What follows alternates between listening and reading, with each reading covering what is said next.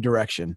I want to, before we get too deep into this today, tell everybody that this is a tough topic. And I want to just preface it by saying we're going to focus on 4 examples of children being killed. And it was tough for me to write this series a couple years ago. I've done this presentation once before. It was tough for me to give it. It's a tough presentation because the topic of children being killed is not an easy one to process. It's a difficult one. I want to just say right at the beginning, I did not choose the topic of children here to necessarily pull on everyone's heartstrings and just exploit, children. If we wanted to do that, we could do a story. We could do 3 stories a week of children getting killed in auto crashes. We could do that, and we could turn every one of them into a Strong Downs platform, and go. If we wanted to just be the gratuitous, shock you over and over again with children getting killed, we could easily do that. That's not what we're trying to do here. What we're trying to do is show the complete inadequacy of our policy response by juxtaposing that response with the fact that, hey, these are the most vulnerable in our society getting killed here, and here's what we're doing about it. And so I want you to understand that going in, because we are going to talk about 4 incidents that have occurred where children have been killed. And it's a tough, difficult subject, and I want you to know this going in. For those of you not wholly familiar with Strong Towns, let me make sure there we go. This is our mission. We're a 501c3. Our mission is to support a model of development that allows our cities, towns, and neighborhoods to become financially strong and resilient. My name is Chuck Marohn. I'm a civil engineer. I'm a land use planner. And I'm the president of Strong Towns. Thank you for being here today. Thank you for being part of this web broadcast. And I look forward to sharing some information with you. And then hopefully, if we got some time here at the end, taking some questions and having a different conversation. In the legal profession, there is a term, gross negligence. If you ever see someone charged with gross negligence, it's different than regular negligence. Gross negligence is, from a legal term, a conscious indifference to the safety of others. It is understanding that there is a safety issue and then being indifferent to it. Understanding that there is a problem, but essentially saying, it's not my problem. I have an indifference to it. I am not bothered by it, or I am not bothered by it enough to actually take some action. Gross negligence can be a felony. Gross negligence is a serious crime, and people are charged with gross negligence all the time. We see gross negligence often in tort cases and in cases of corporate neglect and that kind of thing. But it's a legal term, and I want to define it up front because we're going to come back to it here at the end. Back in the end of 2014, I was in Springfield, Massachusetts. I was there as part of a longer trip that brought me to Rhode Island and then to New York. But I had a night in Springfield that I stayed at one of our members, Steve Schultz's house. And after we had had a really nice day and a really nice evening, and I was heading to bed, I saw at the local news that a girl had been killed that night on State Street. A very sad situation. It was a little bit of a misty night. Her and her mother had been, and her cousin actually had been at the children's section of the public library, and were walking across the street when they were struck by what was a drunk driver driving down State Street. The mother was taken to the hospital. The cousin was taken to the hospital. They both suffered injuries of different degrees, but the daughter passed away. This just a couple weeks before Christmas. It was a horrible tragedy to be there in the city when this actually occurred. Here's State Street. And if you see there, right in the middle is the Springfield Public Library.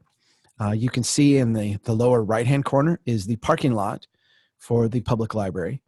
Right now, if you go to the public library and you drive there, you park in the parking lot, which a lot of people do. You can walk around Springfield, but Springfield, like most of our cities, has been redesigned, reimagined, reconditioned to be very auto-centric.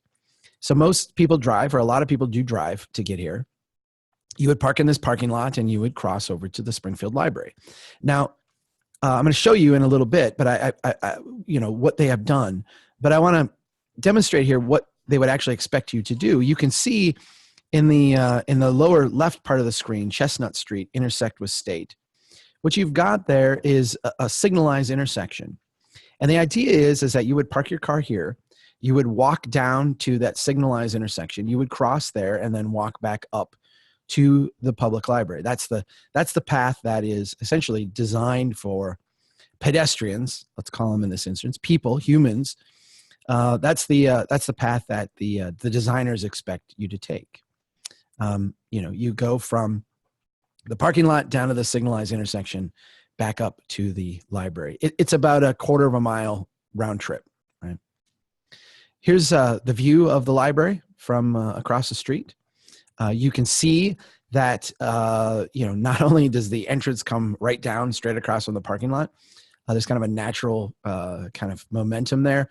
Understanding that, you can see what they've done. They've taken and they've put up a row of shrubs there to try to kind of discourage people from walking through. They put up a little decorative fence.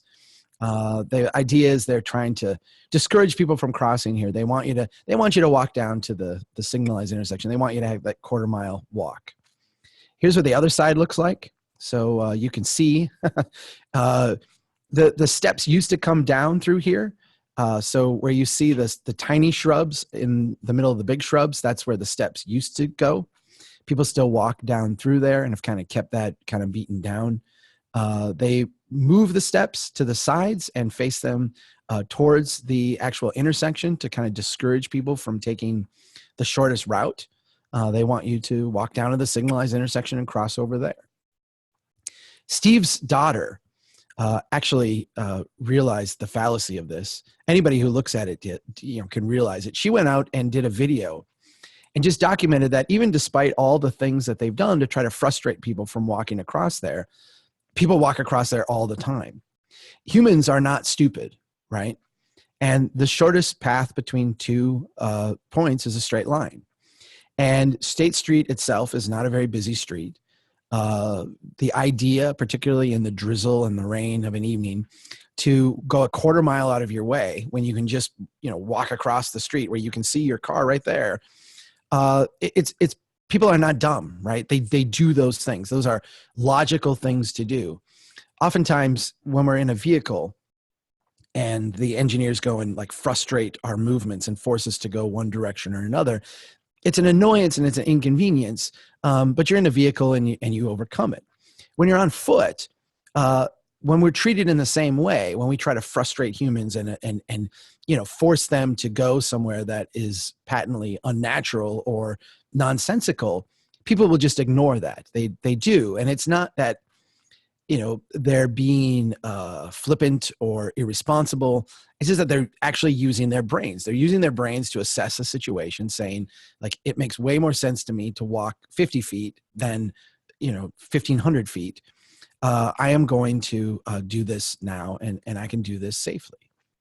And it's clear. I mean, I've been out to this place a few times subsequent, and you can stand there all day and watch people walk across. They do it continuously. You will not be able to be in this place for more than 5 minutes without seeing someone cross, during the daytime. Here's what it looks like then from the street. You've got sidewalks on both sides.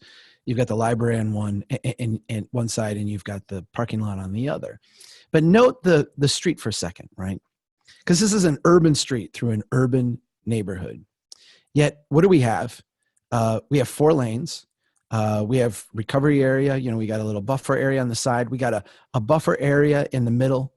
These are pretty hefty sized lanes. They're pretty highway scaled, I would call them.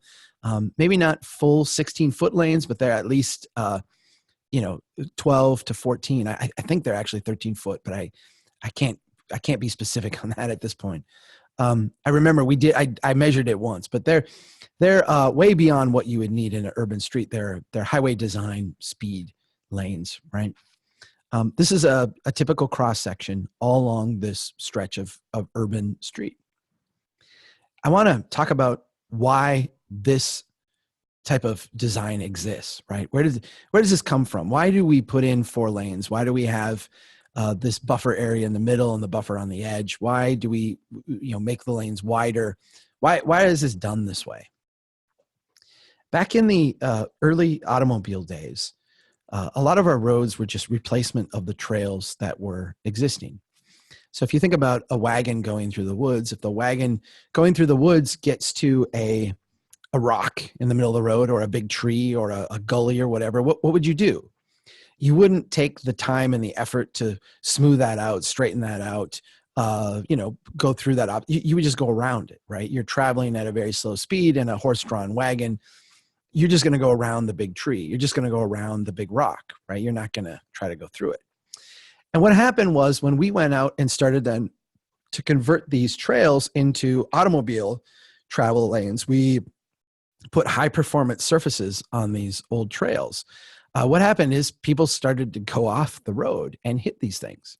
They would hit that tree that you otherwise went around. They would hit that rock, and people were dying. And this was a level of carnage that was astounding. The engineering profession, and I think this is one of the brilliances of the last 100 years of the engineering profession. Engineers said, we can actually do something about this. We actually can design our roadways in such a way to forgive the common mistakes that people make. So we know that people don't pay 100% attention to the road. They can't. It's humanly not possible to be 100% attentive all the time in a monotonous activity. We understand that. So what we can do is we can go out and we can actually design in systems that will forgive common mistakes. So let me show you how this works. You get a standard 2-lane road through the woods, right? And what we recognize is that sometimes cars are going to drift a little bit. Maybe you, a moment of inattention, maybe you look down to turn the radio station, whatever it is, the car drifts a little bit. We want to make sure that your car doesn't drift into the oncoming traffic lane. So what we do is we widen things out a little bit. We give you a little bit more room to work with.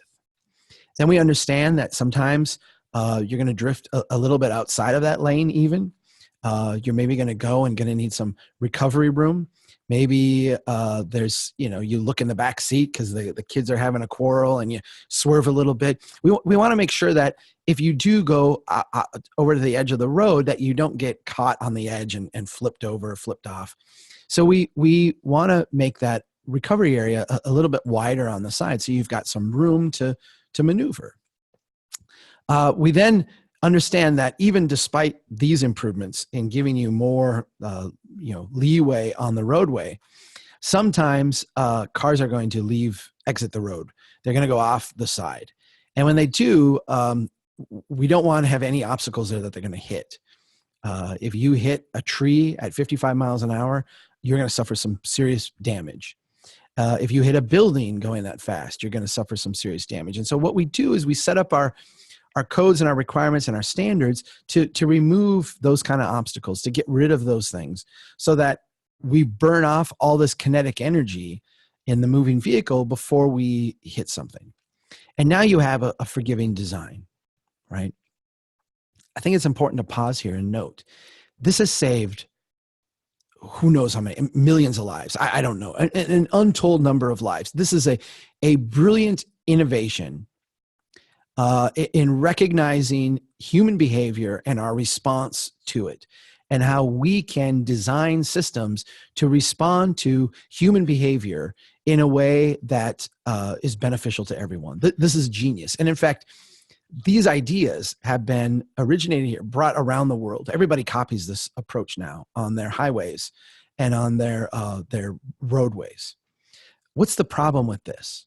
And when we think about State Street and we think about this section in Springfield where the child was hit and killed, what we understand is that when you bring forgiving design into an urban area where you have complexity, where you have lots of, cars turning, cars stopping, a lot of randomness, you've got people on the side of the road, people crossing.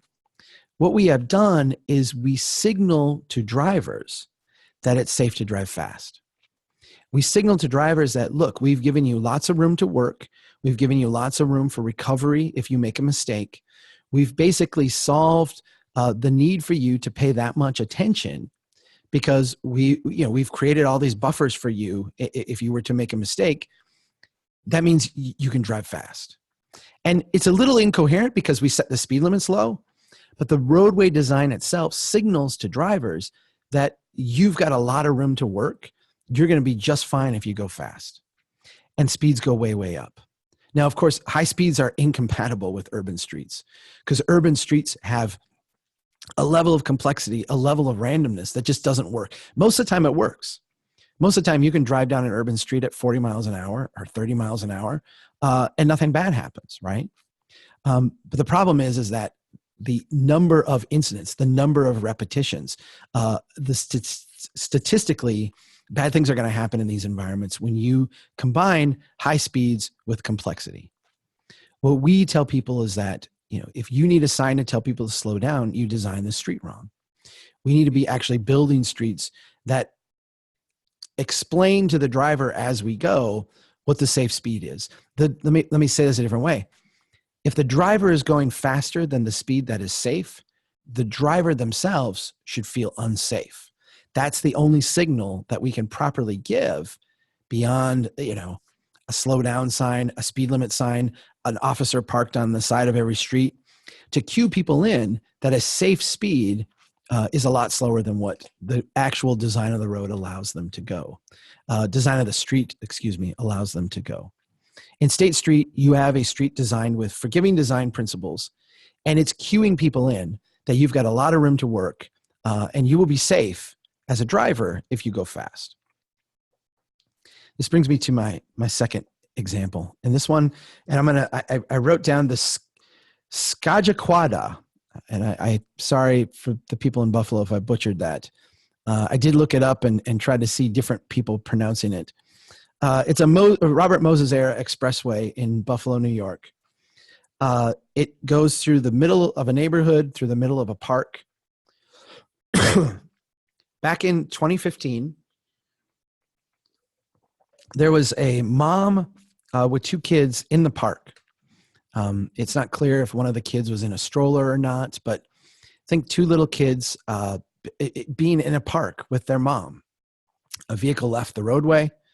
A vehicle traveling at high speeds left the roadway, went into the park where the children were, and put the one in the hospital, the little girl, and the little 3-year-old boy was killed.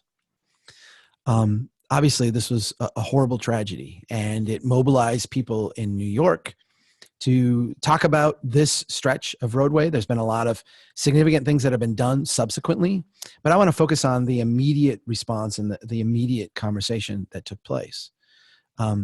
Shortly after this was done, here's what this looks like. You can see the route runs right through the middle of a park. It separates neighborhoods. You can imagine people in the neighborhoods crossing, to get to the park in different ways. You can imagine, them wanting to do that. But certainly, you've got this nice park land. You would expect that people would want to go there and be in it, that people would want to, exist in these areas. It's really odd. I've got someone knocking on my door thinking they want to come in my office right now. You can't do that. I'm in the middle of something. When we design corridors like this in the engineering profession, what we do is we start out with essentially like a goal. Like, what are we trying to accomplish here? This is a standard chart you see in a lot of engineering design manuals. It lays out in very kind of clear terms what the trade-offs are between different styles of roadway. And arterial is all about mobility. It's all about moving cars very quickly. A local street is, on the other hand, about land access. It's about giving you access to properties. And then you've got the collector road in between, which is kind of a hybrid of the two, a little bit of mobility, a little bit of access. And arterials, the idea is that we're going to drive very fast. On local streets, the idea is that the speed would be very slow because we're trying to build development and have things happen and have people exist there. And then the collector roads is kind of your, have your cake and eat it too. You've got high speeds to a degree, not really high, not as fast as an arterial, but you've got, relatively high speeds, and you've got some development potential. You've got some access. You've got some stuff going on along the side of it. When we look at these types of roadways, what we see right off the bat is that we can build arterials and local streets very, very safely. When you get rid of everything, make things very simple, make things very predictable for the driver, you can operate an arterial very safely. You can cover long, long distances with a lot of vehicles in a very safe way. When we think about autonomous cars today, these are the environments that they operate in very easily, right? Think of driving on an interstate. The cars merge very slowly, or, you're going at high speeds, but the merge rate is very slow. It's over a long distance of time. You merge off in the same way. There's not parked cars. There's not turning cars. There's not any of that. It's a very fast environment, but a very safe environment. When we get to local streets, the environment has a lot more chaos, has a lot more randomness, there's a lot more things going on, but we increase safety, we lower the danger threshold by lowering the speeds way down. So Boston, Massachusetts is one of the most, it's funny because this was reported by an insurance company as one of the most dangerous places to have a car. That's not exactly true. It's one of the highest rates of auto claims in the country. But all the claims are little ding-ups, right? They're like someone dinging someone else in a tight environment. The fatality rate from auto accidents in urban Boston is incredibly low.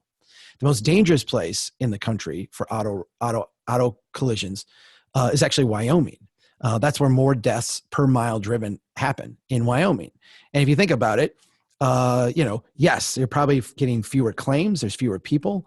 But when two people do have a collision, they're fatal because the speeds are very, very high. When we get into that middle zone, that collector zone, what you see is that the danger level goes way up. The safety level goes way down. When we combine high speeds with turning movements and complexity and basically like life, when we add high speeds to places with urban life, what we see is that the environment gets really dangerous. There's no way at speeds of even 30, 35, 40 miles an hour to be able to react to the randomness that goes on in our places. Incidentally, just as an aside, and we're going to get into this a little bit more here in a few minutes, we can build arterials and local streets in a really cost-effective way. The cost for building arterials, it goes way, way down when you're not trying to build development along them. You can move cars from one place to another very quickly. You can move people and goods from one place to another very quickly, get a very high return on that investment. When we build local streets, again, we can do that in a very cost-effective manner, create a lot of wealth with those investments and make them really pay off. It's this middle area here. When we're trying to move cars quickly at the same time that we're trying to have some semblance of development, that we get the most expensive type of infrastructure to build with the lowest financial return of all the things that we go out and construct. When we talk about this at Strong Towns, we like to talk about this in terms of the value created. This is a chart, and at the bottom you see in the horizontal is speed, and in the vertical is value. And the question we're asking here is, at what speed do we create the most value? At what speed do we create environments that have the greatest return to us? And whether you want to look at that return in terms of safety, or whether you want to look at that return in terms of financial value that's created, where do we have the greatest value? And what we find is that the greatest value is provided at environments with the slowest speeds and the highest speeds. When we can get speeds down as far as possible or as high as possible, the higher we go, the lower we go, the more value that we create. The more we get into the middle, into that hybrid, into the area that we call the strode, the combination of the street and the road, that's where our value drops. That's where we're seeing negative value, negative return. in essentially any way that you measure it. This area here is the least productive, most dangerous type of thing that we can build. Here's a Strode. This is my kind of famous Strode shot. It's a kind of the quintessential Strode, but Strodes come in many different varieties. The idea of a Strode is that you're making a huge investment to move cars quickly. You're not moving the cars very quickly. You're making a large investment to try to improve the wealth of the community, create value, create a successful place, yet the place is failing to thrive. It's not generating wealth. It's not generating return. It is not being successful financially, as well as being increasingly dangerous in this type of environment. When we get to those extremes, we can build things that are really safe. When we sit in that middle area, and I wrote here 30 to 50 miles an hour, I think that's a good way to think about it. If you're in an environment where you're driving at 30 miles an hour to 50 miles an hour, you're in a Strode environment. You're in an environment that is very, very costly, very low returning, and incredibly dangerous for everyone involved, including the driver, really. So when we look at the Skagit-Quada Expressway, after this terrible incident happened where the vehicle left the roadway and killed the 3-year-old boy, the governor came out right away and said, "This is terrible. We know this is a problem. We've known for a long time that this is a problem. I'm going to demand right now that we do something." And the governor said, here's what I want to happen. I want the speed limit to be reduced, and I want guardrails put up. Those are the two things that I want. In other words, in the language that we would use here at Strong Towns, I want to make it more of a street. In other words, I want you to take the 45 or 50 mile an hour speeds, and I want you to lower it way down. And I want you to also make it a road. I want you to put up guardrails and keep the complexity out of it, keep the randomness out of it, not allow that to creep in. This is an incoherent response. It is essentially a doubling down on the Strode mentality. Let's build a highway and make people drive slow. Let's build a park and not let them interact with it. Those are incoherent policy responses, and they're absolutely inadequate to the situation that we're facing. We actually have to make a decision. Is this going to be a road? In which case, if it's going to be a road, then let's treat it like that. Let's get rid of the complexity. Let's get rid of the randomness. Or is it, and this would be my preference, is it going to be a street? In which case, we actually have to respect the fact that we cannot operate at speeds of 30 miles an hour, and we certainly can't have design speeds of 70 miles an hour, or we're going to be sending the wrong signal to people driving through here, that it is safe to go fast, and that there's going to be essentially no consequences for going fast when we know what will happen. Here's the third one I want to present, and this one gets more to the finance question ultimately. Goldenrod Road in Orlando, Florida. There's a daycare facility along Goldenrod Road. They had a car that was driving through at high speeds, ran into and rear-ended another car. That second car left the roadway then, crashed into the front of a daycare facility, and injured 8 children and killed 1. Obviously, it's impossible to describe the level of tragedy here. We send our kids to daycare. Many of us do, thinking that this is going to be a safe environment, someplace where they will be protected. You have something random like this happens, and it's very hard to comprehend. This was a horrible, horrible tragedy. After this tragedy occurred, the mayor ordered a study. What happened, what could be done, what's going on here. The same way the governor of New York stepped in and said, we've got to do something. The mayor here stepped in and said, this is not going to be allowed to stand. We've got to do something here. You can see the KinderCare, it's Goldenrod Road KinderCare. You can see the building right there. It's on, again, the intersection of 2 Strodes. So you have here very fast moving traffic, a very fast moving environment. The idea here is to move traffic quickly while adjacent to that have development potential go on.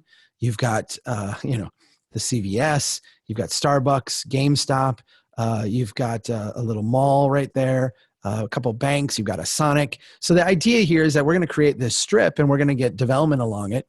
Cars will be able to move, not real quick, but somewhat quick through here. And the development's not going to be real intense, but we're going to have, good strip suburban development through here. That's the overall concept and the plan. Here's what it looks like from the intersection. You can see, highway size lanes. You can see the vehicle there and the buffer room they have on both sides. We've given them a lot of buffer room, a lot of room to move. We put in turn lanes and stuff to get the traffic that is going to be slowing down out of the way so that the automobiles can speed through here very quickly. It's a strode environment, so you have traffic signals that will make people stop. We've also gone ahead and put in sidewalks along the side of the road, acknowledging that there's going to be pedestrians here. There's going to be people here walking. There'll be kids certainly walking here to daycare, maybe. At least we contemplate that. I'll also just point out, if you look at the base of that traffic signal, you'll see, and I don't know if you can see my cursor here, but I'm gonna go over here and point. I think maybe you can. You'll see on the base of that signal, there are some little bolts sticking up there. Those are called shear pins. Shear pins are in place. This is actually a breakaway pole. So the idea is that we anticipate that vehicles could be traveling in here at such high speeds that when they hit the pole, if they go off the road and hit one of these poles, it will kill them. And from a liability standpoint, the DOTs have gone in and said, okay, if we have this kind of environment, we're going to have to design these poles to give way, to have those pins shear off if they're hit with such force. And that way the driver won't die when they hit them. The shear pin, the thing will give way and the energy will be dissipated and it won't wind up. The likelihood of a fatality goes way, way down. This is something we do in environments where we anticipate high-speed traffic. If we were not anticipating high-speed traffic, you wouldn't have that. There's some irony in the fact that we've designed a crosswalk with the little markings there for vision impaired individuals. We've designed that crosswalk in this same environment. So we anticipate that people will be standing right next to where we have the breakaway post. People are breakaway, so in a sense, that meets the standard.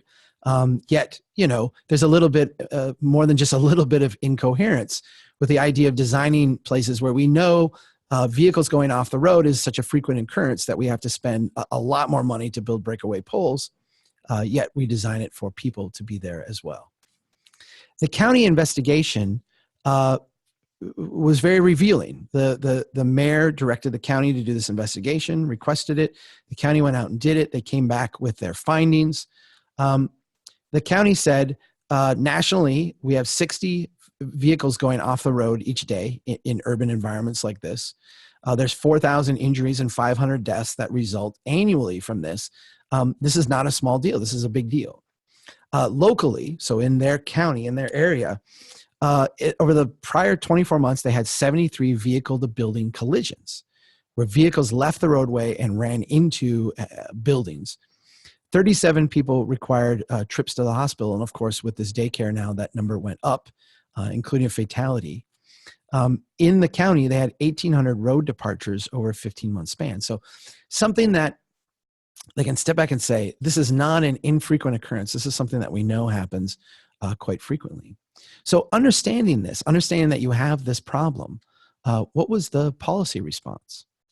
Well, the policy response was to make the daycare, in a sense, a version of the Iraqi green zone. We're going to put up protective barriers around it so that when the vehicles leave the roadway, they're not going to, if they go to this part of the building, they're not going to be able to ram right into the front entrance of the daycare. The policy response was actually to do this all over the county. They did it here. But the fire chief said it's going to cost us about $450 a piece. It'll be $500,000 if we go to every daycare facility in Orange County and put these up. That's how much it's going to cost. So the policy response here is essentially like bollards and padding, right? we're going to create a little area here where you're going to be safe. Incidentally, and I'll just note this, I would imagine, you know, this collision that happened at this daycare happened like at the prime hour where people were gathering in this one spot. There are other instances throughout the day where the kids will walk along the sidewalk, you know, be bringing to and from their cars by parents, be in the playground playing and other places. This would protect the front entrance through, you know, more padding and bollards and armor, essentially. But it's a very, to me, like incoherent response. Why is our response so incoherent? Why is this, you know, the only thing we can imagine essentially be something, you know, more barrier? Like, how do we shut ourselves off from society? Again, we'll go back to this picture. Here's the environment that this is located in. What is this environment communicating to us? You know, to me, it communicates a certain level of confusion. I talked about the incoherence of having a breakaway pole in a sidewalk. But you also have this incoherence in that you have very high-speed traffic, but look at all the intersections that you have. Look at all the places where we expect cars to randomly stop, randomly turn, make left turns across traffic, all these very dangerous things in a very high-speed environment. We've put sidewalks through this entire thing, so we expect or anticipate that people would be walking through here in environments where we know we have, you know, hundreds of vehicles that are leaving the roadway every year. What are we doing here, and why would we do this? Well, the reason we do this is clear, right? We look at this as economic development. This is essentially the way we grow and build our cities. It's the way we finance our places. We look at this as a way to grow. CVS Pharmacy is an investment in our community. They're going to be a taxpayer. They're going to pay permit fees. They're going to pay utility fees. They're going to help us pay for our community, and they're going to help us grow. Anyone who's been with Strong Towns for any appreciable amount of time knows the fallacy of this insight. And I'm going to go over a couple things here that many of you have seen before. I'm going to pull some things from the curbside chat here real quickly for those of you that are not familiar with this conversation, so that you can see kind of very quickly the fallacy of this conversation. Imprint this environment in your head, and we're going to go on to the next page. This is right outside my office right here. This is kind of an example that has become famous now. We published this a few years back. It's been used many times, redone many times by many different people in their places. We see the same thing over and over. You've got two identical blocks. They're identical in every way except for the development pattern. The old blighted development pattern is that traditional style. This just happens to be what was the edge of town in the 1920s. You're looking at a worn out, neglected, kind of infant development pattern in that traditional style. It didn't get a second, third story. It didn't continue to grow. It's been cut off from the neighborhood. It's really struggling quite a bit. 2 blocks over used to look just like this. We had it torn down. Now we have stuff just like in that Goldenrod neighborhood. You know, there's a Sonic there. This is our version of the Sonic, right? This is the Taco John's property. You've got the parking lot, the accesses. Everything is the same as what you'd find in that Goldenrod environment. Now, the idea here is that we're building wealth, right? We're making investments. We're getting the Sonic. We're getting the CVS. We're getting all this stuff. The problem is when we look at the value of these properties, what we see is that there's no comparison. We're building stuff that's really, really expensive in the right there, but has much, much lower return on investment than the stuff we build in neighborhoods that have slower vehicle travel, have more walkability, have more people biking. These places also don't hold their value over time. This is they change over 3 years on these properties. When we look at that development on the left, even though it is neglected, even though it is run down, it has got a neighborhood focus to it. It caters more to people who can walk here and bike here than people who are arriving by automobile. And it has a much higher financial productivity. If we are trying to grow our tax base, we are building stuff more like the stuff on the left than the stuff on the right. Again, another example from the edge of town. Here's our big box store, auto dealership, gas station. This is a 20-acre piece of property, huge amount of value here. This would be the pinnacle of the stuff you'd see in that Orlando Goldenrod Road scenario. Here's the core downtown. Again, a little bit run down, a little bit neglected. when we look at the difference in tax value, it's not even comparable. We are making investments out on the edge that cost a lot and have a negative return on investment. And not only that, but create these incredibly dangerous environments. These environments where we see vehicles leaving the roadway, striking pedestrians in the crosswalk, striking bikers on the edge of the road, running into parking lots and smashing the front doors of daycares and killing kids. We see these things happening. And in the right, what we see is a much slower vehicle speed, a much more complex urban environment, and not only that, but a much higher return on investment. If our policy response is because we assume we have to have the stuff on the left in order to have financial success, that assumption is wrong. And we see this in city after city. Many of you have seen these before. These are some of Joe Minicozzi's great maps. What he shows here in the third dimension is financial productivity.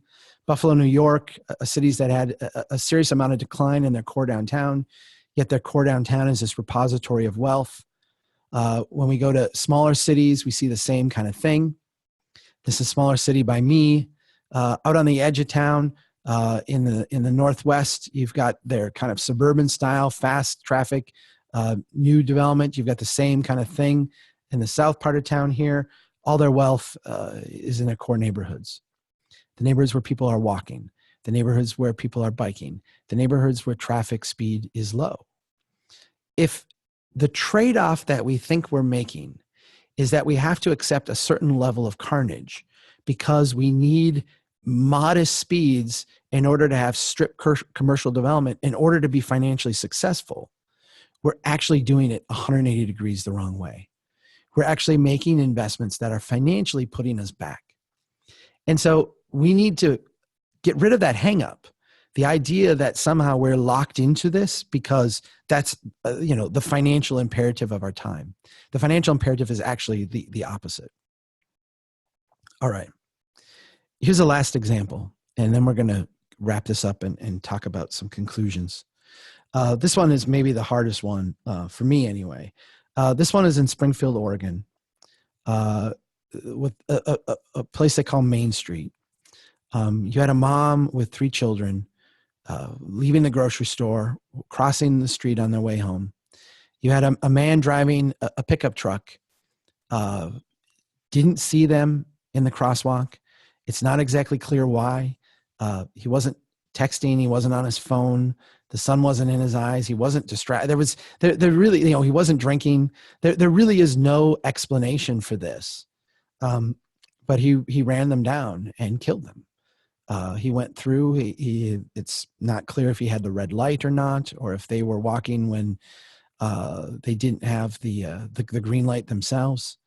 But for whatever reason, those high speeds combined with, randomness and complexity, once again, in an all too familiar way, led to tragedy. And you have 3 young children dead along with their mother. And, these kind of things can't be undone. Here's Main Street. And this should be familiar by this point too. What is this? The name of this is Main Street, right? What else is it? It's Highway 126, right? And which does this look more like to you? Does it look more like Main Street or does it look more like Highway 126? It's clear what the purpose and intent of this is, right? You may have a grocery store over on the left. You may have some shops over on the left. You may have houses over on the right. But the idea here is you come by car, you don't come at all. And we made some, acquiescence to the fact that pedestrians do cross, right? That's what we call them, pedestrians. People exist here, right? We got a sidewalk on both sides. We'll grudgingly acknowledge that they're there. But if you're in the sidewalk on the right side, you're going to be driving, walking literally a couple feet away from cars that will be going 40, 50 plus miles an hour through here. You can see the inner lane is maybe a 12-foot lane. That outer lane is more like an 18-foot lane. I mean, it's a bizarre right there. I think there's actually a merge thing or something going on here. But these are really wide lanes. And of course, you've got the center turn lane. A lot of people cheer the center turn lane like this is a great thing. I'm not a fan. I think that they work okay in selected places, but for the most part, the concept behind them is let's get this turning traffic out of the way so the through traffic can speed right through. This is a corridor designed for high speeds. And there really isn't any kind of reason to misunderstand why people would be driving through here at high speeds. That's what this is designed for. Again, what was our policy response? So 3 children killed, a mother killed. The mayor, again, said, we got to get to the bottom of this. They had a council meeting. They talked this over. And they said, everything is on the table. Every idea is on the table. And then they put every idea on the table. And ideas range from increased enforcement to more public safety announcements. In other words, let's get out there and tell, drivers to be more aware. Let's tell people walking to be more aware. Let's just try what we can to make people more aware of what's going on out here. If people were just more aware, these kind of things wouldn't happen as much. I want to tell you something about Main Street. 14 people have been killed on Main Street crossing this street over the last few years. 14 people. I find it rather offensive. And if I'm not going to be offended, I find it rather incoherent to imagine that the deaths of 14 of my neighbors, of people living in my community, is not as compelling to me as a billboard would be, right? Or a police officer, parked on the side of the road, or one of those little signs that says, drive slow, please. 14 people have died here. Is that not billboard enough, right? Yet we can't get to the actual policy response that is needed. In the meeting, when they were talking about this, they talked about the need to look at potentially redesign. And that was immediately shoved to the side. ODOT would not do that. The Oregon DOT, that would be really impossible to do, right? Why is it impossible? It's impossible because the way we approach these things as a profession, as engineers, is to apply our values. I wrote about this earlier this month. When you ask engineers, what are the values you use in design? Engineers will say, well, we don't impose our values. We don't have any values that we're bringing. We're just designing the street, as the way that the design manual says. And what is not being recognized there is that the design manual, the design process itself, is based on some foundational sets of values. Those values go like this. When we are looking at a place where we're designing transportation infrastructure, the first thing we say is, what is the design speed? We then say, how much traffic are we expected to handle? Given those two values, those two priorities, we then open up the design manual and say, what does the design manual say is a safe way to build this? And what's the cost? So our values, when we rate them, come out in this way. We start with speed and volume, then we go to safety, then we go to cost. Those are the values of the profession that are embodied within our design process. This is how we do it. This is how our manuals are set up. This is how our standards are set up. This is our accepted approach. And we don't often recognize them as values because we don't call them that. This is just the design process. But if we step back and understand what we're starting with the values of speed and volume, and we're proceeding from there. I've done this with thousands of people around the country. I've shown this slide, and I've asked them as audiences, shout out to me, which of these is your most important value? Which one of these would you rate the highest along your streets, the places where you live? Which would be the highest? And of course, everybody says safety. I've done this dozens and dozens of times around the world with thousands of people in the audience who will say the same exact thing. Safety is the most important. Then cost. And after safety and cost, then we can talk about how much traffic we move, and only then do we get to how fast could they go. The engineer's approach works really well on roadways. It works really well in that forgiving design environment. It works really well when we know that the objective of the environment we're building is to move cars quickly. This is the approach that works. But when we get into our urban areas, when we get into our streets, when we get into places where we have complexity, where we have randomness, where we want that kind of thing happening, a different set of values have to apply. The values of the engineering profession have to invert themselves, and we have to actually start talking about safety for everyone first. That has to be paramount. That has to be the thing we start with. And let me put it like this so that I'm very clear. We need to be willing to, right off the bat, compromise on speed in order to increase safety. We need to be prepared to compromise on speed, to have speeds be very, very low if that's what it takes to achieve the level of safety that we want. So let's go back to the definition at the beginning. Gross negligence. A conscious indifference to the safety of others.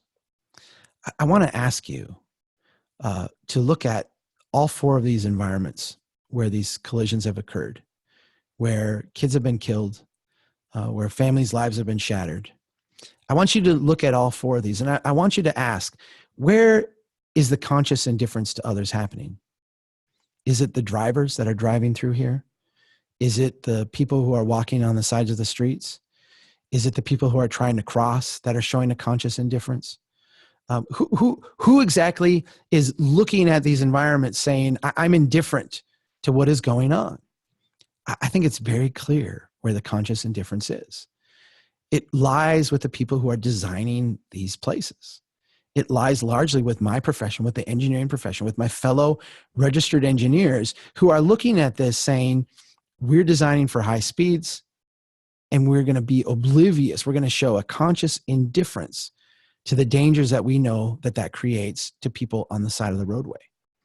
We're going to design a roadway where people will travel at 40 miles an hour, 50 miles an hour plus, and we're going to put a sidewalk 3 feet away from that, knowing statistically that people go off the road all the time. In fact, we know that statistically so well that we're going to actually make breakaway poles along here because it happens so often.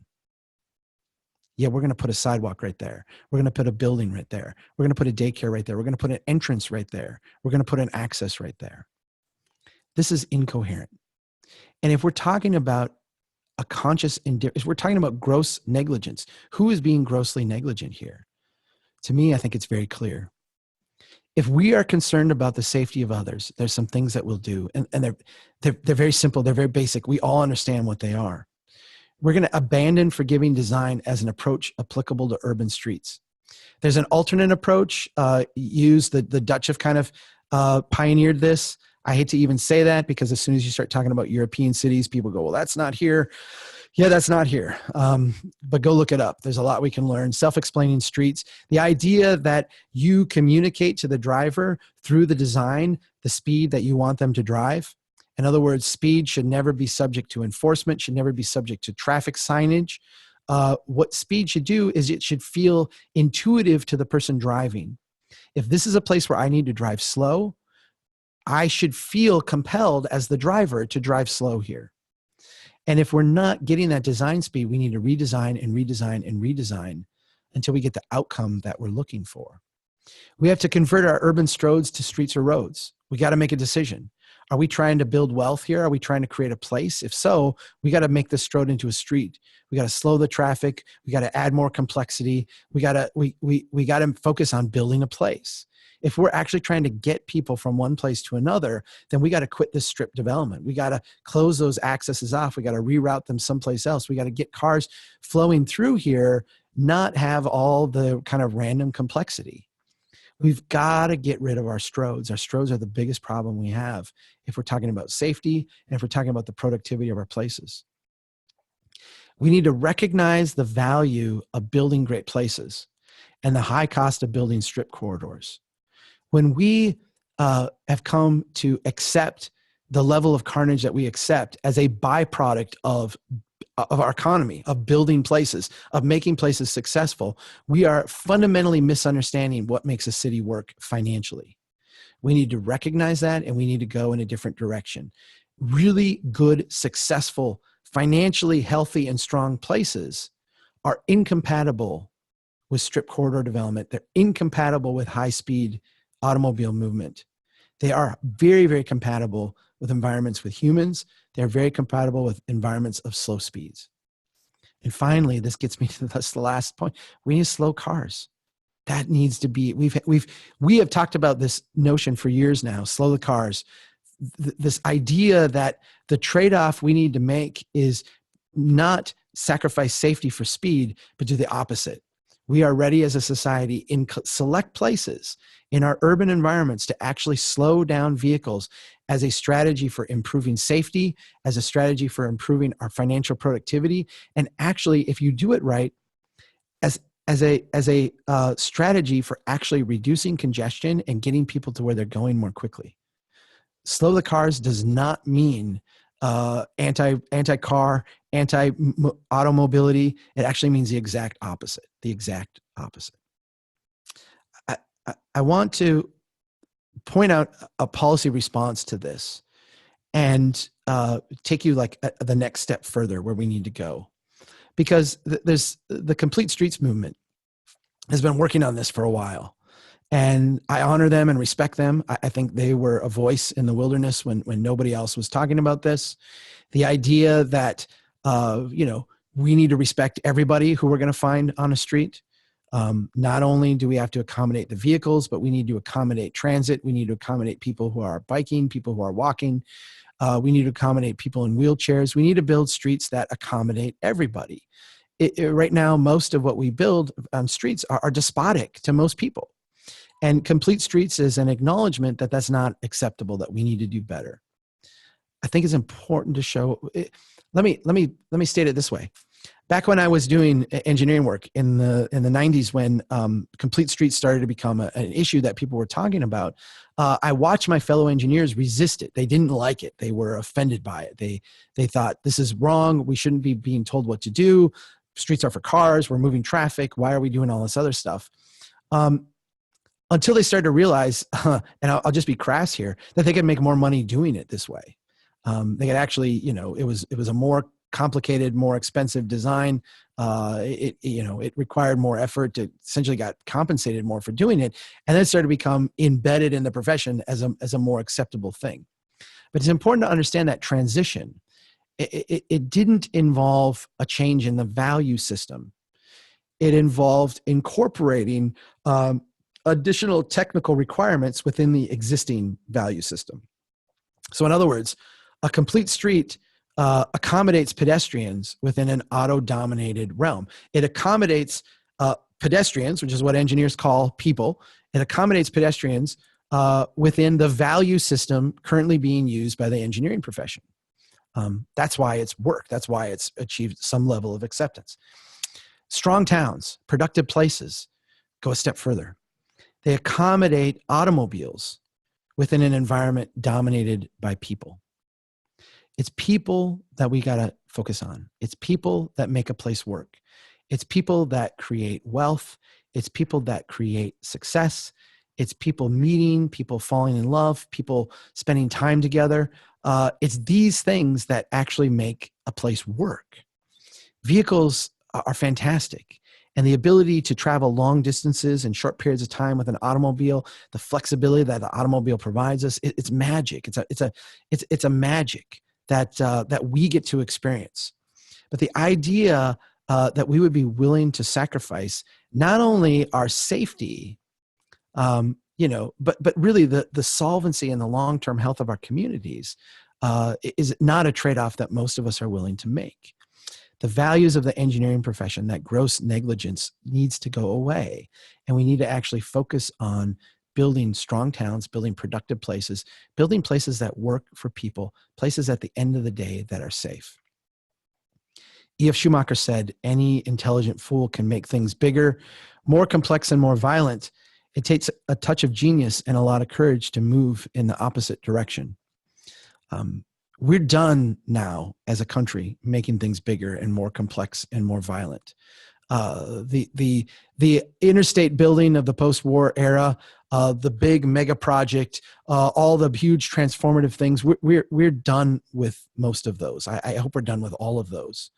The success of our places, the success of our country, really, over the next generation or two, is going to be based on us going back and making better use of the stuff we've built, of actually squeezing more out of the places that we've created, making them better, making them incrementally better for the people that live there, for the businesses that are opening there, for humans, for us. And that is not going to take money that we don't have. It's not going to take huge visions. It's not going to take transformative types of investments. What it's going to take is just a little bit of genius at the block level, and a lot of courage to stand up and do these little things, to see a long-term incremental vision as opposed to an instant gratification kind of transformation. We have the capacity to do this. It's only mental. It's only going to take a mental shift on our part to see the wealth of opportunity that exists in our communities. And if we start with slowing the cars, we can make a lot of good in a very short period of time. So thanks everybody for being here. I see that I went 6 minutes over. We got started a couple minutes late, so I'll cut myself some slack. I am going to stop sharing my screen, and I'm going to do my best to dig into this chat now. Some of you, I'm sure, have got to go. You're not going to offend me if you log off, but I'll do what I can here to answer some of these questions. So if you've got one, go ahead and add it, and I'll do what I can here. So I'm scrolling down. Hi. By the way, this is where this thing is going to become a little less, a little more informal, because when you're the geek sitting here looking at the screen, scrolling down, it's a little awkward. Is the city negligent? Even a crosswalk with a pedestrian-controlled light would be an improvement over this. This is from David, way back up at quarter after. I'm sure I was talking about something specific there. Yeah, I think, in a large way, I would say our cities are negligent. And I think our design process, as I said towards the end there, is negligent. I actually think that is the place we need to focus. I think it's an important distinction. And let me take a drink, and then I'll say this way. I get a lot of engineers who push back on this concept, and they get really mad at me, and they say, you're accusing me of wanting to kill people. You're accusing me of harming people. And I think it's important to understand. I mean, I'm an engineer. This is the way I design things too. Back when I did street design work, what I am suggesting is not that individuals are bad, that individuals have done something wrong, that individuals are somehow, to blame here. What I'm saying is that systematically, as a profession, and I'll go a step further, systematically as a culture, we've come to accept this. We've come to think that this is okay. We've come to think that this is adequate. And while I wouldn't lay the blame on an individual, I think at this point, as a collective, as a culture, as a collection of engineers, professionals, as a collection of people who are passionate about cities, as a collection of people who are in positions of responsibility, we have to step back and acknowledge this and actually show some leadership on it. I just realized, and it's been a while since I've done one of these this way, I just realized that I'm in the chat window and I should be in the Q&A window. So I'm gonna buzz out of the chat window. So excuse me if you've got a question in the chat, and I'm gonna go to the Q&A, which is actually a lot easier for me to read and a lot easier for me to respond to. So I'm going to do that right now. And if you have a question, add it in the Q&A box, not the chat box. So Zvi, my good friend, I think the engineering profession needs to get back into problem solving mode. How do you use design to solve problems, such as creating people or I realize that is a comment, not a question, but I'm happy to riff off of it. I could not agree more. And I think the thing that is frustrating to me, and was frustrating to me as a practicing engineer and has become an ongoing source of frustration. I went to school to get a professional degree. I took a series of exams to get a professional license. The idea of being a professional is that I am supposed to look at all the variables and all the things going on and make professional level decisions. Yet so much of what we build and design is essentially been degraded to a technical type of pursuit. And I don't say that in a way to degrade technicians, but the difference between, in the engineering profession, a technician and a professional, a technician who is someone who applies a predetermined conclusion, and an engineer is someone who actually takes the elements that are there and designs with them. And I think that if we are functioning as engineers, if we're actually functioning as technicians, we're degrading ourselves and our profession. And I totally agree. I think that as engineers, we should be able to step back and say, there's a problem here, the same way we did with forgiving design. There's a problem here, and we can be part of the solution. Let's go do it. So thanks, V. I really appreciate it. I think if I click on answer live and I can click done, yeah. So then it disappears and I can do the next one. Thanks. Howard, if you plan a development which will take place 7,000 to 10,000 people in an area of 130 acres, is it possible to make it work with self-explained streets? There is no rail transit. That's a very specific number and a very specific question, a number of people in a certain acreage. I'm having a hard time getting my mind around that, just here. I think what you're saying, I'm not sure what you're saying. If you're saying this is a lot of density, can we do it? Or this is not much density, can we do it? I can tell you that the basic answer, is it possible to make it work with self-explained streets? The answer is yes. We can make self-explained streets work with any density, with any level of population, with any amount of people. I have been in cities that are incredibly dense with lots of people, and the traffic moves very, very slow because it's a complex urban environment. I've been in rural areas where there's hardly any people at all, where when you get to places where traffic needs to move very slow, it moves very, very slow. I'll give you two like very quick examples. I drove across the Irish countryside. Ireland is got a big population, but the countryside is sparsely populated. A lot of the population is in cities. And when you drive across the countryside, you can drive relatively fast. When you get to cities, they will have what I would call self-explaining streets. They have things in place that induce you to drive much slower in a transition zone into the urban area. And in the urban area, you just drive slow. There's people walking all over the place. There's stuff going on. It's like you don't speed through a busy parking lot. You don't speed through it because you're going to hit something. You don't speed through a busy city because you're going to hit something. And then as soon as I would get out of that, you could go back up to highway speeds again. That worked really, really well. And there was a rural area, there was an urban area, and there was a transition between the two. And you knew very clearly how fast you could drive in each of them. And I didn't, whatever the sign said, I don't even know what the sign said. I experienced a very similar thing in Southern Italy. I spent 6 weeks in Southern Italy.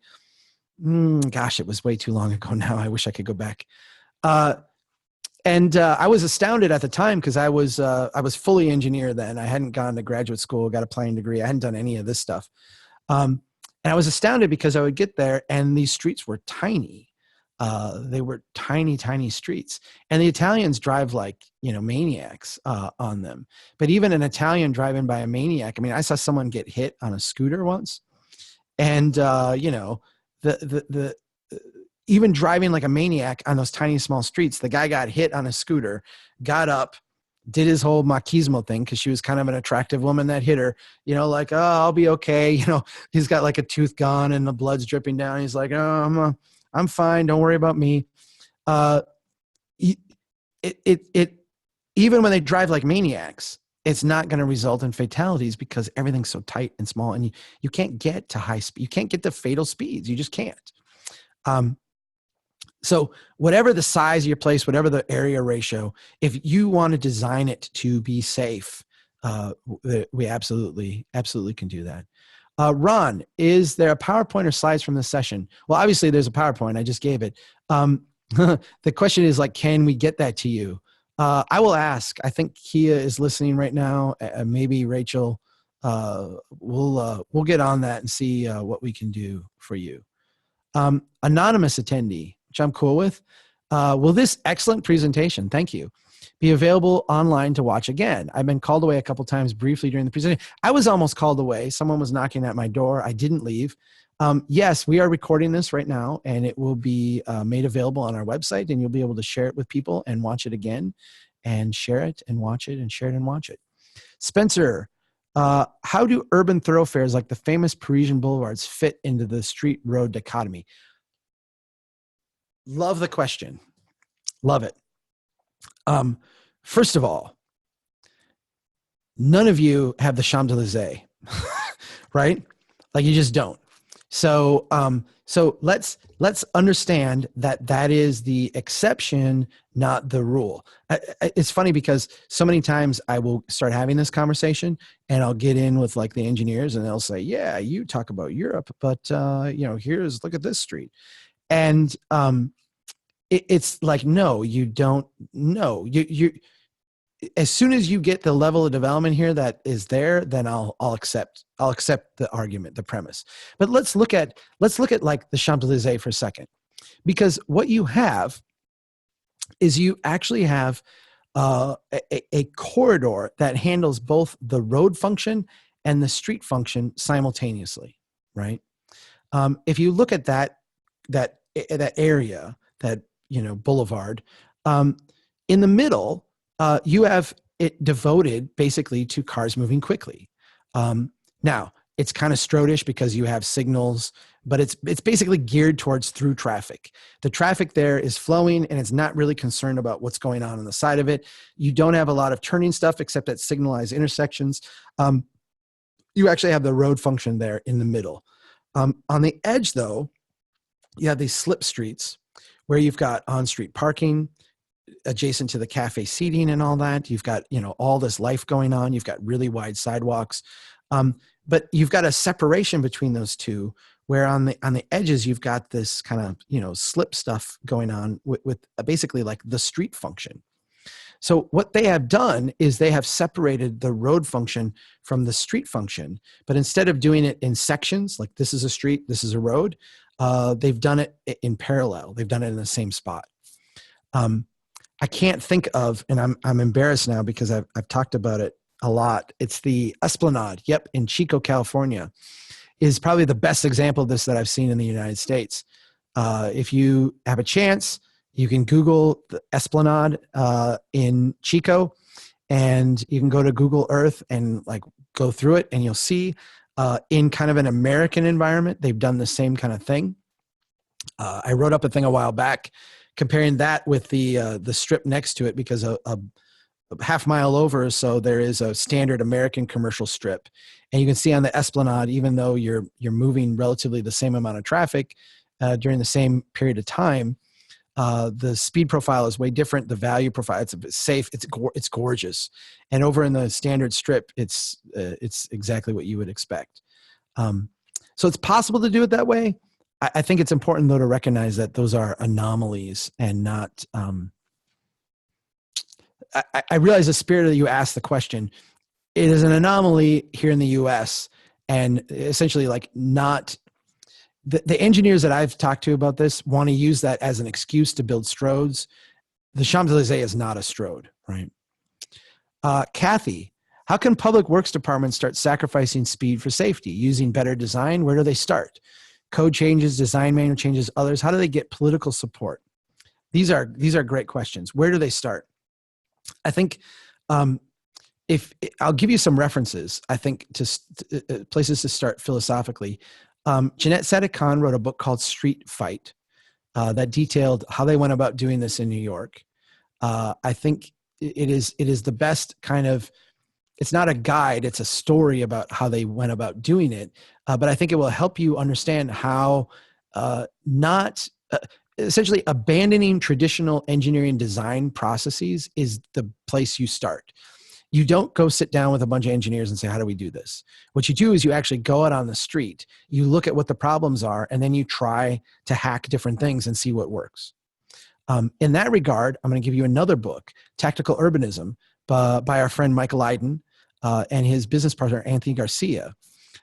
Mike and Tony have put together a fantastic, more like a manual, more like a guidebook for how to go out and make some of these changes. The idea is that every street is different. Every block is different. Every situation is different. Our streets are complex, adaptive environments. And what we need to do is go out and I would use the term baling twine and barbed wire. to describe hacking something, back on the farm. The way we would do it on the street is a lot the same way. I mean, people use bales of straw, they use cones, they use paint, they use planters, they use other things to try to change the street design temporarily and figure out what works, what types of geometries work here, what changes work so that we get the speeds that we're after. And then once we tinker with it and get it the way that it works for people. And understand, this is not a public hearing where you're asking people, what do you think? This is not sitting around a committee saying, like, what's the consensus here? It's actually going out in the real world and iterating over and over in a simple way until we get the end result that we're seeking. Then you turn to the engineer and say, make this permanent. Now, how do we get public officials to buy in? I think the way we do it is very slowly. We first of all, people living in the neighborhoods want this. I mean, that's clear. Every place where we start to do this, people come out and they're part of it. I think we involve people in that iterative process. So it's not a top-down design. It really is a bottom-up design. We are putting things in place. We're looking at people use it and we're reacting to how they use it so that the end design works with them. So they are, and I'm going to use some terms, and I feel like I'm compelled to always define them, because when I say when people are going to have buy-in, I don't mean buy-in like they sit around a conference table and say, I agree. They're going to have buy-in in the sense that they're using it and we're watching how they use it. And when they're like, yeah, this works, or you can see them, using it more frequently or better or in a more productive way, then like that's the feedback, right? That's the feedback that we're seeking. When you can start to build that, what you can do is give the elected officials confidence that they're not taking some leap into the unknown. They're not going off in some, crazy, theoretical world, of some, slow the cars, whatever this is. They're not doing that. They're actually doing something very practical, which is going out and making very inexpensive tweaks to a design to figure out what works and then building it. I don't think, let me put it this way. I don't think we should ever do a feasibility study again when it comes to local street design. I think when it comes to local street design, it should all be done iteratively. We should go out there and work at it until we get it right, and then turn to the engineer and say, build this, make it permanent. And if you do that, there's no way that your elected officials won't get on board with that. That is the most direct, positive, affirmative feedback that you can get. And the places that I've seen do it have tremendous success with it. Roger, what is the status of 10-foot lane as an adequate travel lane width in the Green Book? I don't know. I wish I could answer that. Technically, I don't know. I haven't opened the Green Book for a long time, and I haven't been in those discussions. I don't think a 10-foot lane is adequate, actually. I actually think in many urban places, we could go to 9.5 or even 9-foot lanes. I think in a lot of streets, we could go to 16-foot lane for two-way travel on low volume streets, which would essentially be, engineers would call that an 8-foot lane. But it's actually a lane where when someone's coming the other way, you're going to go really slow and go by them, or you're going to back up, or you're going to make, I think a lot of streets could handle that. So I've not been involved in the details of modifying design codes. It's just not something that I care about. So I don't really know. I wish I could answer that. Maybe someone else has an answer they can provide in the chat part. Jay, thinking with the lens of residents placing safety as a higher priority than most engineers, how can public engagement be leveraged to drive more human-centric design? I think I answered that. I'll just reiterate, and I wrote this piece, engineers should not design streets, and then I updated it this month and re-released a modified version of that. I think that we should never be going out to engage residents the way we do it now, with public hearings, with plans, with open houses. I think these are the wrong way of doing engagement. They're very comfortable for us as engineers. They're very comfortable for us as public officials. And when I say that, a lot of you who are engineers or public officials out there now are like rolling your eyes, like, I hate this and this is terrible. No, you prefer it over getting out there on the street and actually watching what people do and responding to that and dealing with them like face to face in their daily lives. You do. It's an environment, the public hearing is one that you control. It's one where you can limit the damage. It's one where you dominate. And I think we got to get out of that.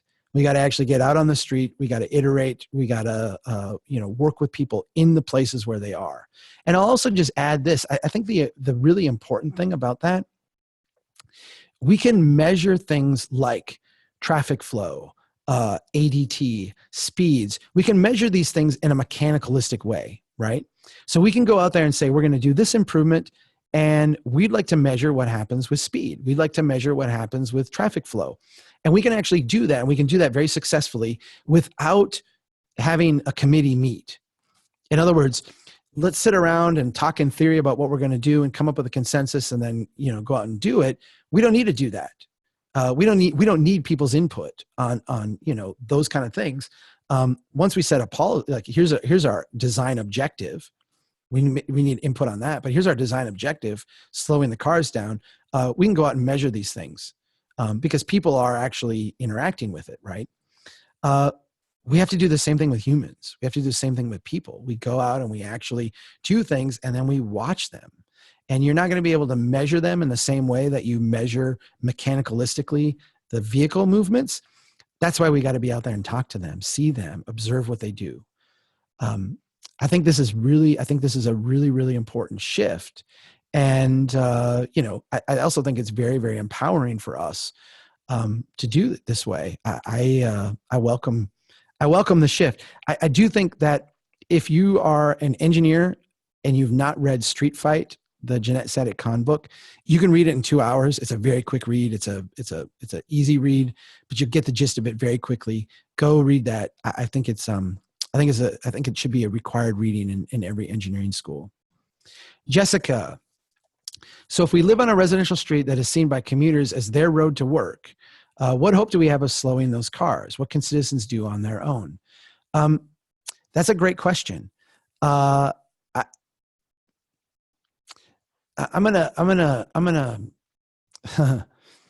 do think that part of the conversation that we have to have, that is a difficult one, and it's part of this strode to road or strode to street conversation, is what is the thing we're trying to accomplish here? If we're trying to build a street where people live, where there's investment, where there's life, where there's things going on, that has to be our priority. We have to do things to bring that about. That by its very necessity, in a sense, privileges the place over the through traffic. Conversely, if we're dealing with a road and our objective is to move traffic quickly, we are, in a sense, by making that designation, privileging the through traffic over the creation of a place. That is a choice. And one of the things that the Strode design does is it allows us to not have to make that choice. We can say, yes, we're about building a place. Yes, we're about moving vehicles. And then you wind up with the worst of both worlds.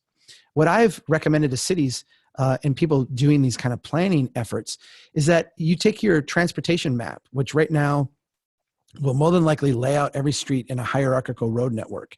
Here's our local streets, here's our arterials, here's our collectors, here's our major arterials, and throw that map away and redraw it and just have two designation. Here's our roads, here's our streets.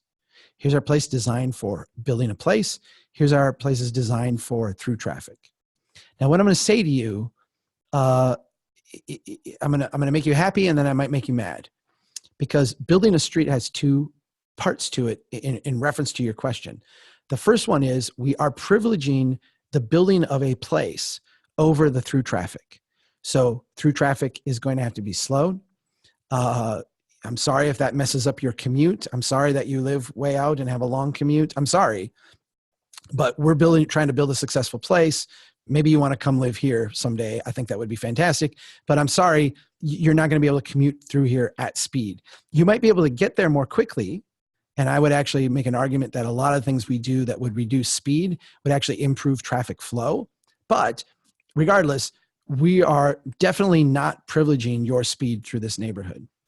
But hand in hand with that comes a requirement on the neighborhood as well. And that is that the neighborhood be allowed to incrementally grow and change and evolve. You can't have a neighborhood where you stand up and say, we're not going to accept a fast commuter traffic. We're going to slow down speeds and we're going to have neighborhood speeds. And then also say, we're not going to allow our single family homes to become duplexes. We're not going to allow our single family homes to have accessory apartments. We're not going to allow our duplexes to become triplexes and quad units. We're not going to allow that. Those are also incoherent statements. They go hand in hand with building a place.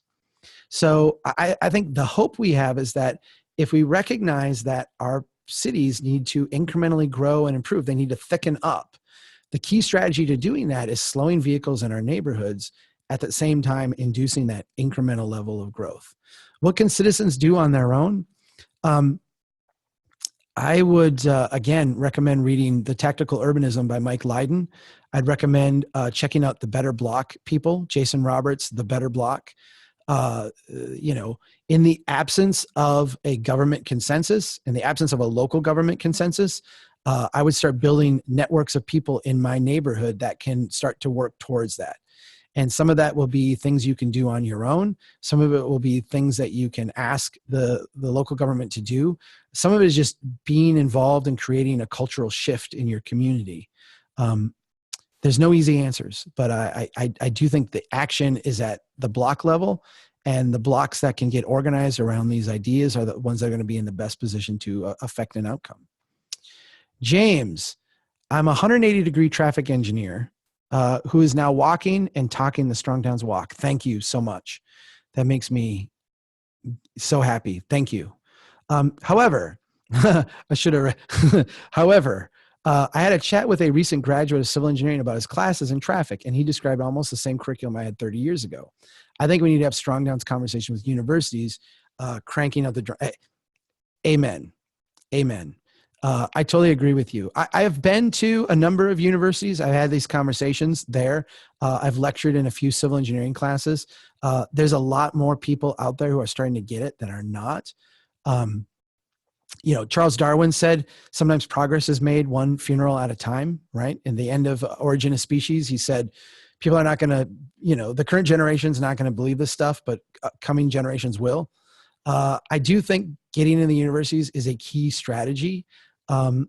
We do have some plans. One of the things that we're working on right now that we hope to have done next month or for sure in March is an ebook essentially geared towards the engineering profession to talk through some of these things.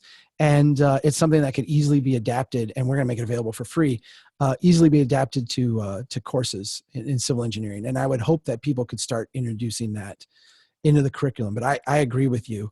And I actually, if you look at the influences of curriculums, they sometimes come from outside forces, like a Strong Towns movement. But a lot of times they come from the larger professional organizations, the ITE in this case, the NSPE, the ASCE. These organizations have been somewhat resistant to anything that would approach a critique. The ITE being the most open and willing that I have seen. AASHTO and NSPE being kind of in a middle range, and then the ASCE being on what I have experienced as the outer range of willingness to have this conversation as an organization. There are individuals in them that have been very open to it, but as an organization, I think the more we can get these organizations to change and to be talking about these things in a different way, in a Strong Towns kind of way, I think that will blow back into the curriculums. I think the curriculum will then start to reflect those changes in the profession. Chuck, is there a scoring tool? This is John. A scoring tool that would establish, ideally during initial project concept, safer design options. Let me answer it this way. I am, me, Chuck Marohn, reflexively against almost every scoring tool I've ever seen. Scoring tools to me are they're often become, especially when they become embedded in like an approach, they become a substitute for thinking. Okay. And I've never developed them really. I've never like, wanted to do them. When we have done them, they've been more along the lines of our strength test, which is a frustratingly inexact sometimes set of 10 questions that ask you to go out and do things. And then if the answer is, for each one, you get a point. If the answer is not yes, it kind of prompts you to ask deeper questions about like, why not? It focuses more on outcomes than on elements.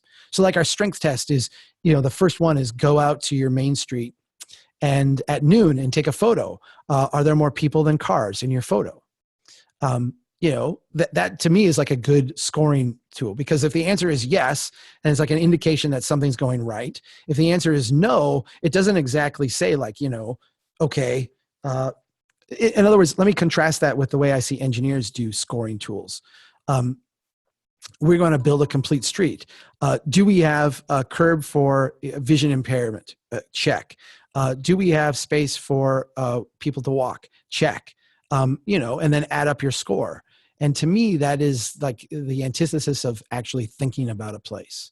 So no, I don't have one. I've not envisioned one. I've not seen one. That being said, put one together. Like, I'd love to see it. I'd help you. I'd critique it. And my only recommendation going in would be try to make it an outcome-based scoring tool as opposed to a process-based scoring tool. Tony, architects and landscape architects are in the business of creating places for people, but are often excluded from the planning and design of streets. Amen. How can we change that paradigm? Full disclosure, I'm a frustrated landscape architect. We are often relegated to selecting finishes, or I know. They come to you at the end of the day and they say, this design looks like crap, make it look pretty. And it's actually beneath you and what you're capable of. And I agree, it's a major source of frustration. When I wrote that article, engineers should not design streets, I made people really angry because I said, go take your least technical person and put them in charge of the design process. And, the engineers got back like, you're going to put the janitor in charge of the design process. And I'm like, well, maybe if that's what it takes. But I mean, I'm thinking like, let's go get some sociology kind of person, who has no technical background, no technical degrees, but can actually like work with people and resolve issues and listen to different perspectives and try to merge them together. Let's get someone with a history major in there. I don't know.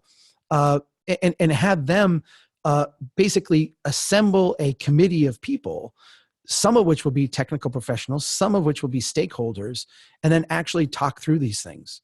But talk through them out on a site with people iteratively trying different approaches. I think that we need to just in general in government get away from the idea of silos and hierarchies, silos of specialty, and hierarchies within them, to working more as flat teams, a flat team of people. And I've written in the book that I'm working on, I've written a whole chapter about this. After World War II, one of the lessons that we took from the victory was that if we organize ourselves like militaries, we can accomplish a lot of things very quickly. And that is true. But what we don't do is adapt and change very well in that type of a structure. And our cities right now are in need of adaptation and change. And so we actually need to reorganize our government systems to be less hierarchical, flatter, and more nimble and open to change. And I think if you're doing a design process and you're giving it to your engineer or your public works department, you're doing the wrong thing. These things need to be done with a group of professionals out on the street in the place you're actually building. So Tony, I'm sympathetic and I'm with you, and I hope that change happens and it works out for you. Michael, great job, Chuck. Thank you. By design, can a complete street corridor be inclusive of a strong towns initiative? Yes. Yeah, absolutely. And I think sometimes I'm unfair to the complete streets people, and I'm unfair to them because in a way, and I think this is by design, their approach has been co-opted by the engineering profession without the underlying values of it being co-opted as well. That being said, There are many, many instances. And if you go chat with the Complete Streets people, they can show you these. There are many, many instances, many, where a complete streets mentality, a complete streets approach has actually led to some fantastic designs, some places that are just beautiful and that I would call, this is a strong towns kind of street. I think the important thing is that when you're adopting a complete streets approach, if that's the approach you're going, it gets out of the realm of mechanical. So in other words, like we talked about just a couple minutes ago, the checklist, it gets out of that realm of process and into a realm of outcomes. And I think that that's when the complete streets people have been the strongest and the most effective, is when they actually have focused on outcomes as opposed to process. That's my answer. So yes, I think the Venn diagram of the two, there's a lot of potential for overlap, and I think we can get from there to here. I just have always kind of pushed back on it because I don't want to stop there. I think that we actually have to deal with those underlying values. Paul, have you done any analysis of the public infrastructure costs comparing the big box development versus the 9 blocks of downtown Brainerd?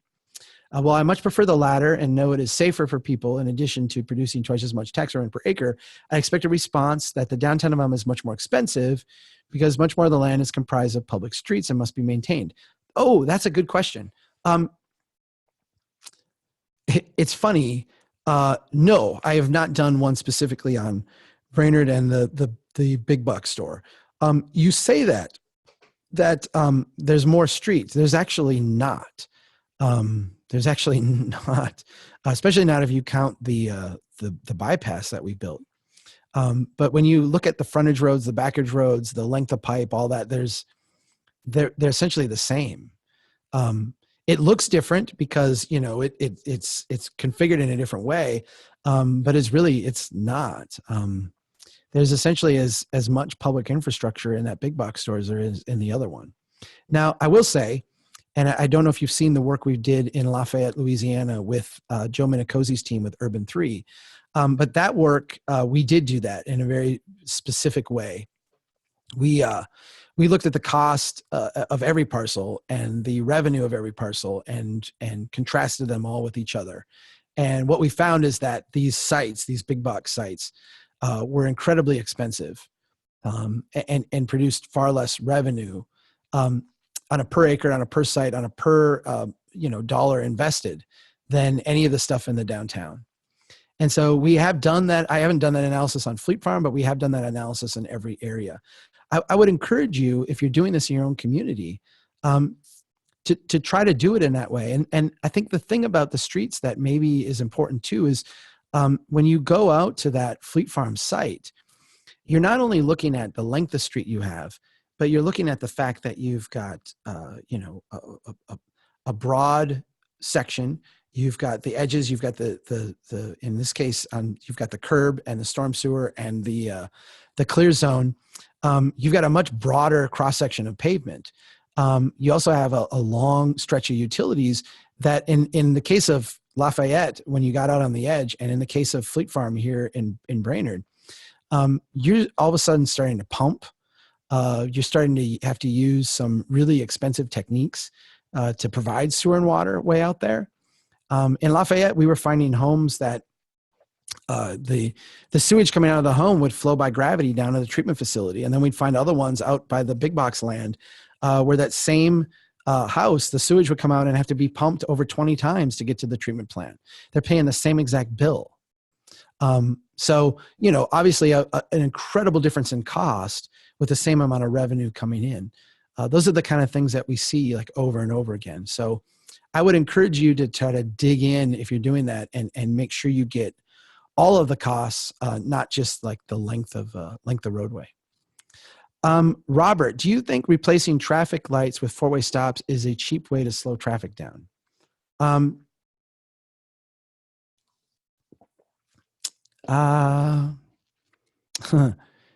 Yeah. I don't, let me put it this way. I think that traffic lights, and let me call them traffic signals, just so we're clear, because street lights are different. We call them traffic signals. I think that traffic signals are probably the stupidest creation of humankind over the last century. I cannot think of something that is dumber than a traffic signal. Now, there are places where traffic signals are a great innovation and they work really well. But in almost every instance where we use a traffic signal, it is the least, it is the lowest common denominator solution. It is the worst thing that we could do.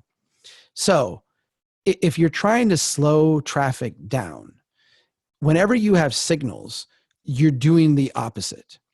You're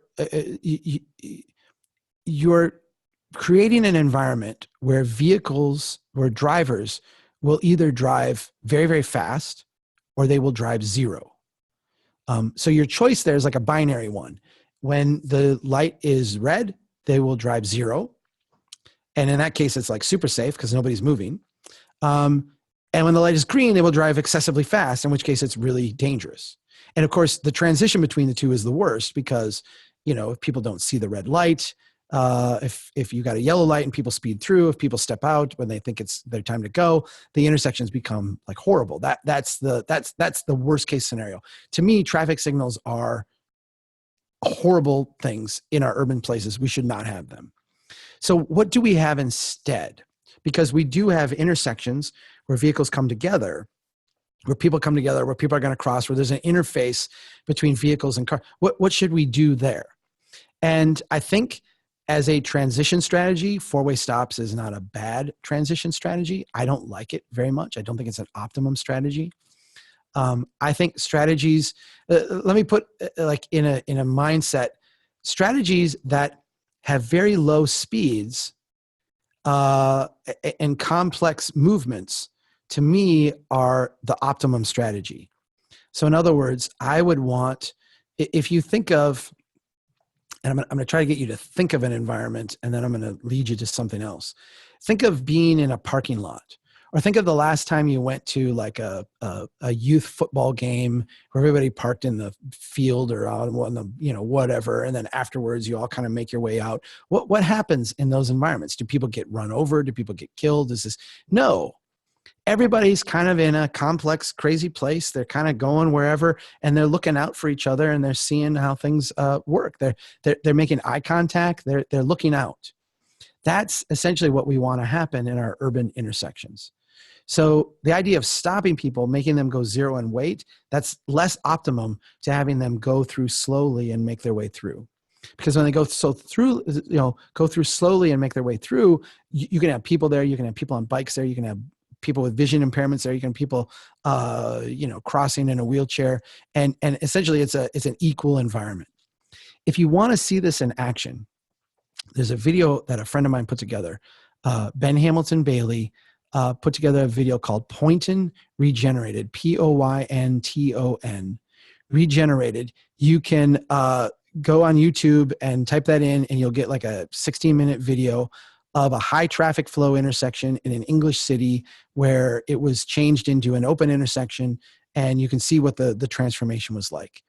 I'm a big advocate of this kind of design thinking. I think in North America, we are a long ways away from this. We're a long ways away from this because our cities are not designed. They were designed in this way. They've been denuded, and they're no longer in most places designed in this way. We've got some building a place to bring back. I also think just mentally, we're not there yet. But if you're looking for like a long-term aspiration, this is what we should be working towards. In the interim, you're going to have to deal with signals, and you're going to have to deal with four-way stops, and maybe you can get some traffic circles in place with some, narrowing up of the lanes coming in so that the traffic is moving slow when it enters the circle, so you can have people crossing there. Those are kind of things that I think would work in an interim kind of way. How can we counter the fire safety issue? Preston, I can't wait to, first of all, congratulations on every change you've had recently in your life. I'm very happy for you, and I can't wait to make it back there and see you again and see your new digs, and meet your spouse too. How can we counter the fire and safety services call for 25 feet of clear space on our neighborhood streets? I think there's an intellectual argument, and then there's a realistic argument. Let me give you the intellectual one first. The United States has the worst of Western nations. The United States has the worst record for fire safety. We have more people die in fire safety situations than any other Western country. And the reason is very clear. We have put our emphasis on response time, where other places have put their emphasis on prevention. So we worry about how fast we can get there once the fire has started. Other countries worry about how do we keep the fire from starting, okay? Because we have put the emphasis on response time, our approach has been to widen out streets, to widen out clear zones, to buy bigger fire trucks, to get more people on, to be able to drive very quickly to where we're going to get to. That is a counterproductive response in so many ways, not the least of which is that it requires our roads to be death traps, extremely dangerous, and we induce way more death than we ever solve by being able to get to a fire more quickly. I think our entire response to fire, to fires has to change. And I think it has to be, first of all, an emphasis on prevention. Second of all, an emphasis on getting people out. And then a very, very, very far down emphasis on saving property. Right now, we put, we don't really spend a lot of time on prevention. We do a little bit, but not really. We don't spend much time on, we spend time on getting people out, but not nearly as much as I think we could or should. And we put property salvation, saving your property like right there. And a lot of this is because of the way we came about this. The great fires of the past that wiped out whole cities were because one place caught on fire and it got the next and the next and the next. Look at America today. Your suburban house could go up in flames and it's not going to catch anybody else on fire, right? It's not going to catch anybody around you. It's not going to burn down. You're not going to have a whole suburban city burn down. You're not going to have urban cities burn down because one place caught on fire. It's a very our mentality is adapted to a different era. So if we focus on getting people there quickly who can extract people, and then following up more slowly with a response that would actually suppress the fire, I think we can improve the number of lives we save, and at the same time lower the size of our vehicles so that they're compatible with a healthy city and a healthy place. So now, what are the odds of that happening?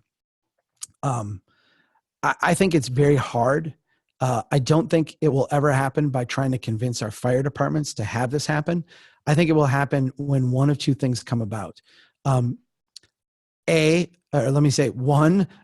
our cities find, like, financially that they just continue to cut and cut and cut and cut fire departments, we might be able to get fire departments on board with an approach that would actually strengthen the budgets of cities. And I've been trying to make that case, like, hey, we may have a different vision for fire in this country with the firefighters, but I'll tell you what, we've got the same desire to have cities be financially solvent, because you want to be paid, you want to have more coworkers because they're going to improve your safety, and you want your pension paid. I want our cities to be solvent. Let's work on that problem and then figure out how we do great firefighting in that. So to me, that's like one thing that would have to change, is that the firefighters would actually have to realize that their desires and their wants actually line up with building successful cities. The second one is that I think also just society in general, our culture, when it starts to shift, and you see this in a lot of places where the culture has shifted, or even places like Charleston or Savannah, where there's these great places that we're not going to tear down. Like, we will not tear this down and make a 25-foot clear space, where the fire departments have had to adapt to that reality. So if we will not accept that, the fire department will adapt to that reality by buying smaller trucks, more tactile gear, different training techniques, different approaches. We've created this meme that says, we should not be retrofitting our city for the equipment we want. We should be buying equipment for the city we want. And I think when we can get to that mentality in our population, that becomes a self-evident thing for fire departments. Anonymous, as a cyclist, I've encountered motorists that feel I don't belong on the road. Last year, a fellow cyclist was killed on a county road. Speed limit is 55. I had asked our county engineer to place bikes may use full lane signs along the 7-mile stretch. He won't make it happen. Is this possibly gross negligence? I'm probably going to say something that is dissatisfying to you. I don't know how else to put this. I don't think it is safe, and I don't think it will ever be safe, and I don't think we can safely design any type of roadway short of fully autonomous vehicles where the driver is kept out of the equation completely. And even then, you know, you've got the bike that is not autonomous, right? I don't think we can build environments where you have traffic speeds over 40 miles an hour. So including 55, 65, 75 miles an hour, where you contemplate having people riding a bike within feet of that without some type of separation. I don't think that is reasonable. Now, I know a lot of people who bike in those environments, and I know a lot of people who would be angry if you said, you know, I can't bike along this 7-mile stretch of county road. And so I really don't know what to do in those environments, except to tell you that you're taking your life in your own hands. It is literally a moment of inattention. And not even, I mean, when you're driving is a monotonous activity. You cannot expect people to have 100% focus on the thing they are doing when it is so monotonous. Humans just don't work that way. When you are biking along a stretch of road where people are driving 55 miles an hour, you're playing a game of Russian roulette.